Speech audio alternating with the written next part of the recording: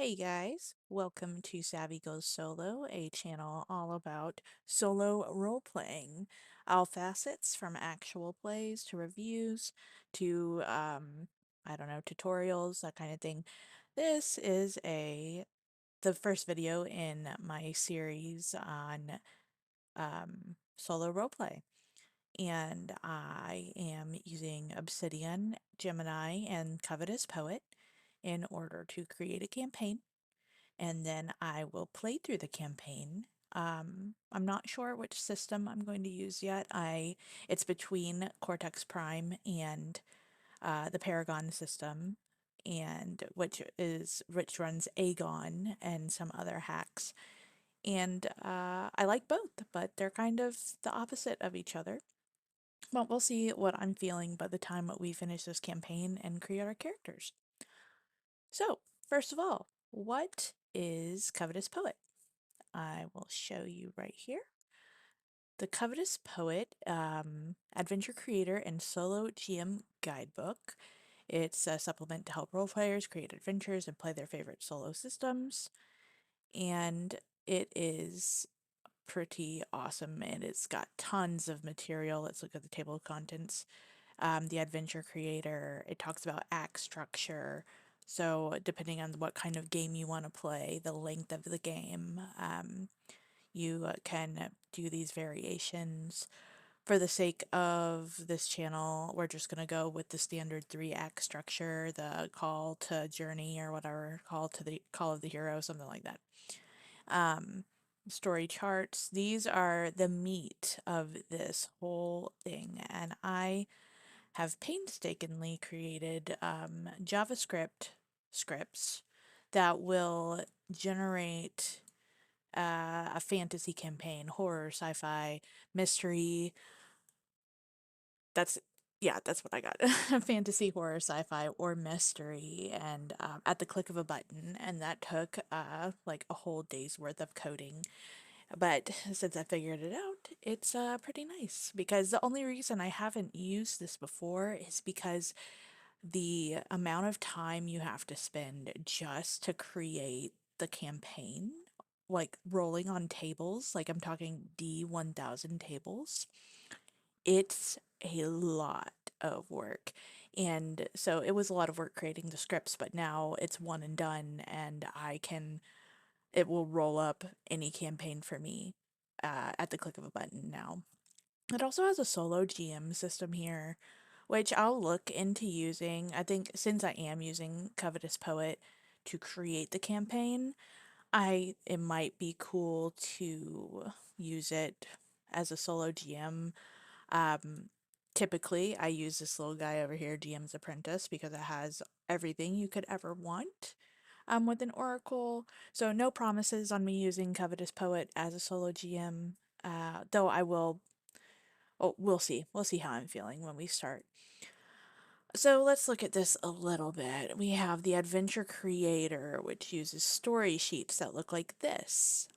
Story sheets. It's got adventure plot sheet and background storylines, Act 1, Act 2, Act 3, which is just really open-ended. That's the act structure. Now let's look at these tables a little bit. Um, Typically, they're D1000 tables, and they got motivations, themes, complications, locations, actions, things, plot devices, which are amazing. Um, and they're all genre specific. So that is pretty cool. Took me a whole lot of time getting that into my JavaScript files, but I'm glad I did it. I'm glad I stuck through. Now, as for the tool that we are using, it's Obsidian, Markdown. I've got another little video on it. It's just a really simple video that tells why I like it so much. But I think just from looking at it, you can see how it could be very nifty for role play. You can do tabs. I've got my apprentice over here. I've got my dice roller. This rolls real dice. Well, it looks like real dice, right? Oh, nat 20. Look at that. That's how this is going to go. I did not script that. That is totally random. That's cool. Anyways, you might notice over here we got Gemini, which is Google's official AI answer to ChatGPT. And I just started playing around with Gemini a little bit ago. I usually use ChatGPT for pretty much anything that I need. In fact, ChatGPT and Gemini both helped me code my JavaScript files. I can't really say if one's better than the other. I have prompted, like, given the same prompt to both, and the answers seem similar, but Gemini does seem more willing to go places ChatGPT will not. For example, while I was playing around with my campaign generator, there was a plot device that was murder, a murder, betrayal, or something like that. And at first, usually those kind of themes in ChatGPT, it'll flag them as a violation, or it will say, I can't talk about that.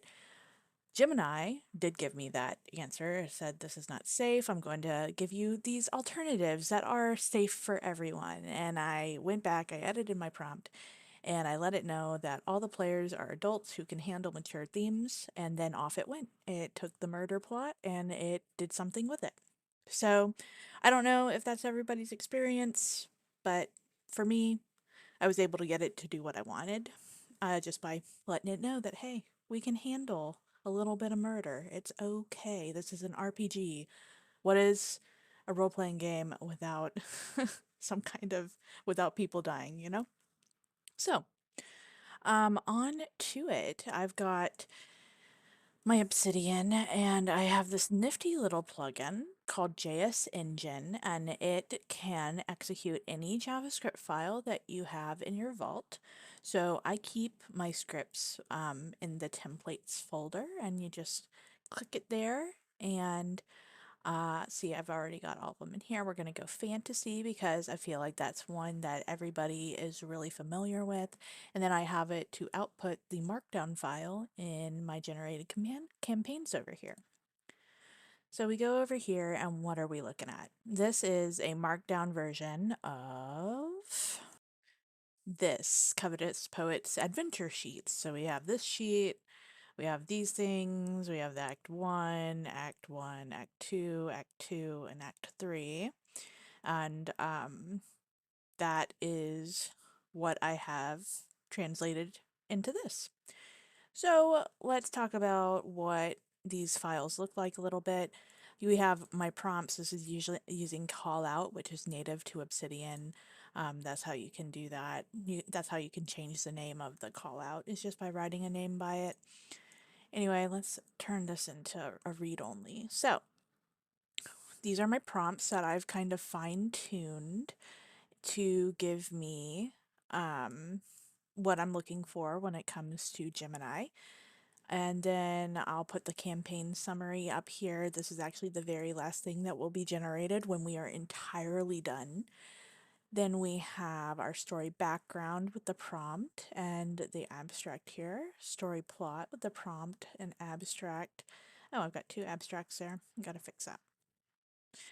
And then we have story lines, and yeah, that's just gonna nail down the important parts of our story that we generate, our NPCs, and I make sure to have it include a physical description because I have Stable Diffusion on my computer and I enjoy making, who doesn't, generating images of the characters. Locations are here. And as you can see, we actually have three locations right here already, and these are going to be the the most important, I guess, locations. And then the locations that we have here, we'll just ask them to incorporate these to give us more variety within the story. We have clues and evidence, because what is a good RPG without, you know, a little bit of investigating and stuff? That's pretty much what RPGs are all about, I feel like, is figuring out what's going on and why. And I gotta edit those numbers there or it'll give Gemini a problem. Let me do that real quick. Okay, I went ahead and got rid of those numbers, and then I also went ahead and chose the option what that was most what is it, interesting to me. So that's what I did there. We got our items, equipment, and then once we are done with that, we'll move on to Act 1. And then Act 1 goes all the way down here, and then we have Act 2, and then we have the finale. So let's get started. So the first thing I do when working with any AI is I get prime it, if you will. I have my prompt, I tell it exactly what I want it to do, and then I ask it, like, do you understand or are you ready? I find that this is, I don't know, I get better results than just, pasting everything at once, even though I think technically it doesn't really matter that you prime it first, but that's just how I prefer to do it. So, like before, I went and I chose what was most interesting to me. And then I realized that there was an error in one of my files, and this actually came up blank. So I fixed that file, and I generated one more plot device and got body switch, which seemed interesting. And so let's see what it came up with. This is generally the format that Gemini will give, which is nice. We've got our setting, the story, the truth, and then like unique names for each part of the story, which is really cool. Additional notes just to give you more ideas of what you want. And generally, what I'll do is I will go into this and I will hone it down. I'll tell it what exactly I want. Sometimes it'll ask you questions in here, or say you could do this or this, and you can respond to it and say, I want you to do this. And then it'll rewrite the whole thing, including what you prefer. So I'm going to not read all of this to you because I think that that is not necessary. I will post this completed campaign below, and so it'll be available to you if you want to read it. In the meantime, I'm just going to have it write a brief summary, and that is what I am going to read off here. So my prompt here, please write a brief summary about the story background. I did that and it was too brief. So I changed it. I said, please write a summary. And you never know at any given time what the AI is going to respond with. So if you just ask for a summary, it might write like 3 paragraphs. And I had good luck with the brief summary. Um, but this time around, I guess the seed it just said, you want brief? I'll give you brief. Here's 3 sentences about what happens. So I just had it redo this. And I just saw this cool little note here. It's drafts. So Gemini automatically creates 3 drafts for you to choose from. So, and I just recognize that. I thought that's pretty cool. I like this layout of showing me different options rather than ChatGPT's. It takes up the whole screen, and it usually only gives you 2 different options. So I'm going to read these, and then I will choose the one that I like the best.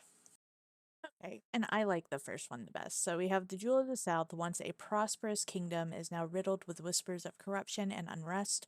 Decades ago, a beloved hero vanished during crucial peace negotiations, their disappearance shrouded in mystery and accusations.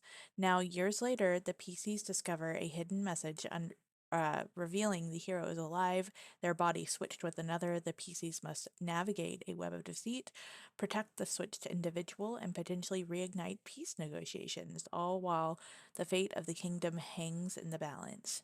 So, from this, we have a campaign that has mystery, investigation, political intrigue, um, and a conspiracy, all of that, which is pretty cool. So, I will go ahead and move that over here.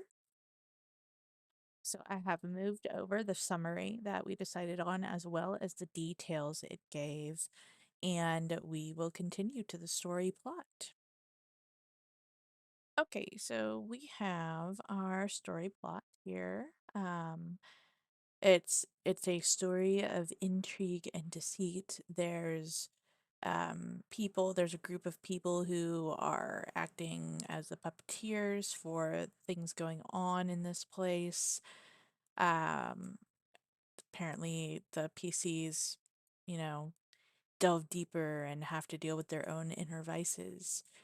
Uh, the summary we landed on: in the troubled kingdom of the Jewel of the South, a desperate villain plots to seize control. Fueled by an insatiable thirst for power, they orchestrate chaos through explosive acts, manipulating events from the shadows with the help of a hidden group. As tensions rise and disputes ignite, courageous heroes, the PCs, emerge to confront the darkness. Their path will be fraught with deceit, forcing them to expose the truth behind the disputes and appease a powerful coven. Only through overcoming their inner demons and confronting the mastermind behind the shadows can they hope to restore peace to the crumbling kingdom. So we've got what I would call maybe some political intrigue going on here. Also, this isn't the first campaign that I've generated for fantasy, but I've noticed that I don't know, the themes are a little darker. Like it's not anything lighthearted. So this might be too serious. I don't know. But it's okay. It's not my most favorite thing I've generated, but we're gonna go with it. Mainly because if I don't like it, I can change it. So yeah, there's that. Next we'll get it to write the storylines.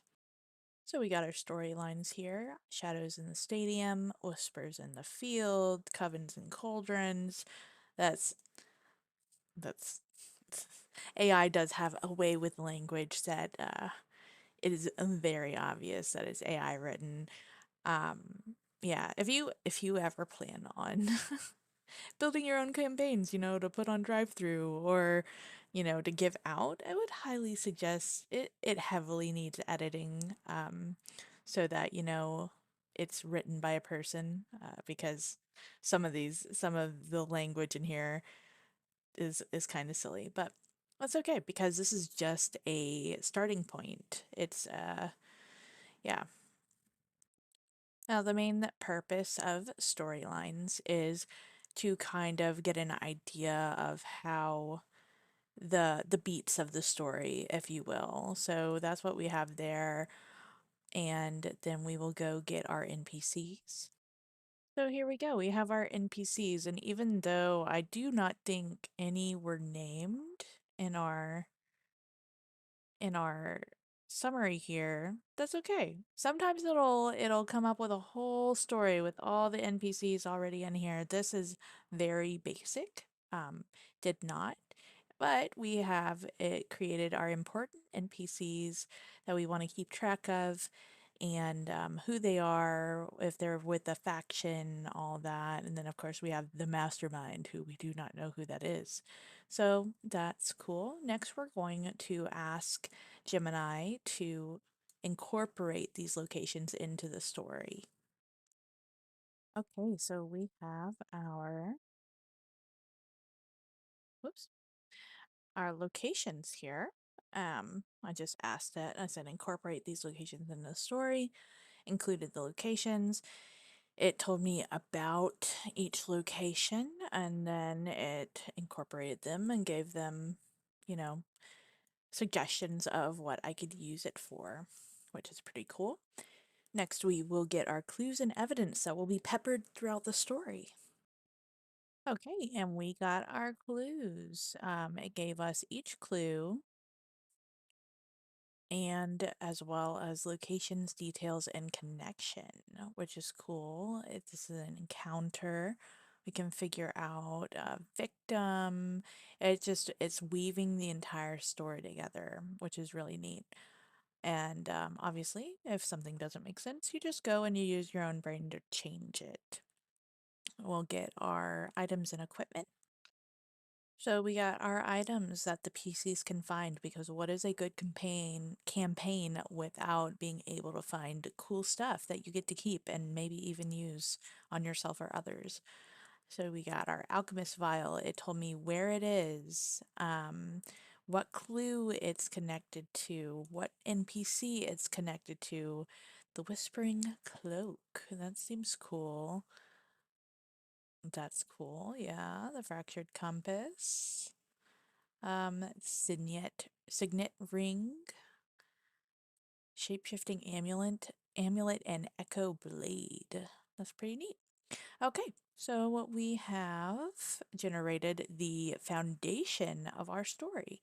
And so at this point, summarize everything thus far and name the campaign. It already gave me a cool name, The Dynasty Deception, which obviously you will want to go and, Google that, make sure it doesn't already exist. Um, there was one campaign that I generated yesterday, and the main antagonist was the Mimic King. And I went and I Googled that, and apparently it's something from Dragon Age. I don't know if who he was in my story is the same as in Dragon Age because I've never played it, but it's just something to think about. You want to make sure that, especially if you plan on using this to write your own campaigns to give out, you want to make sure that it is, unique and individual and that it's not, ripped off from somewhere. Some might argue that using AI means everything that you have is ripped off from somewhere, but I personally don't see it that way if you take it and make it your own thing.